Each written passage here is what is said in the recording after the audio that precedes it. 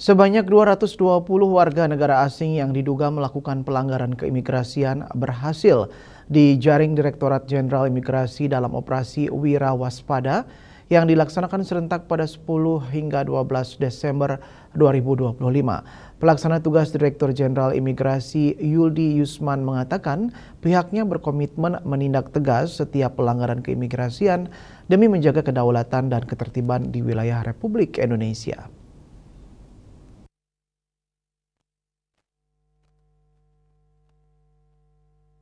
Dalam konferensi pers di kantor imigrasi Jakarta, sebanyak 222 warga negara asing yang diduga melakukan pelanggaran keimigrasian berhasil dijaring Direktorat Jenderal Imigrasi dalam operasi Wira Waspada yang dilaksanakan serentak pada 10 hingga 12 Desember 2025. Dari total 220 WNA yang diamankan dalam operasi serentak tersebut, 5 besar kebangsaan yang paling banyak melanggar adalah Republik Rakyat Tiongkok dengan 114 orang, diikuti Nigeria 16 orang, India 14 orang, Korea Selatan 11 orang, dan Pakistan 8 orang. Pelaksana tugas Direktur Jenderal Imigrasi Yuldi Yusman mengatakan sebagai tindak lanjut imigrasi telah memanggil setiap tenan, kontraktor, dan orang asing yang melakukan pelanggaran keimigrasian di kawasan PT IMIP untuk pemeriksaan lebih lanjut Direktorat Jenderal Imigrasi. Waspada serentak. Kalau Wira Waspada ini kaitannya dengan pengawasan orang asing yang di luar daripada wilayah penerbangan.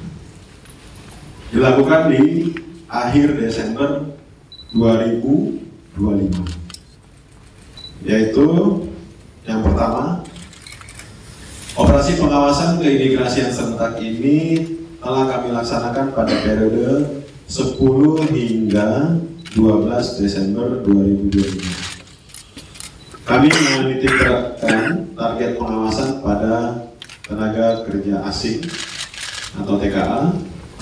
Kemudian yang kedua, kegiatan pengawasan yang tercatat dalam operasi ini mencapai 2.298 kegiatan di kantor imigrasi seluruh Indonesia. Kemudian yang ketiga, dari rangkaian kegiatan tersebut, kami berhasil mengamankan total 220 warga negara asing atau WNA yang diduga melakukan pelanggaran keimigrasian.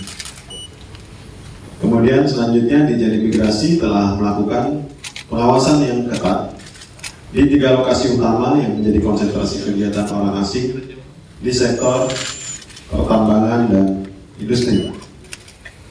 Yang pertama di PT Indonesia Morowali Industrial atau sering disebut IMIP. Yuldi Yusman kembali mengatakan pihaknya berkomitmen menindak tegas setiap pelanggaran keimigrasian demi menjaga kedaulatan dan ketertiban di wilayah Republik Indonesia. Dari Jakarta, Julius Wahata dan Ketut Sumadiasa melaporkan.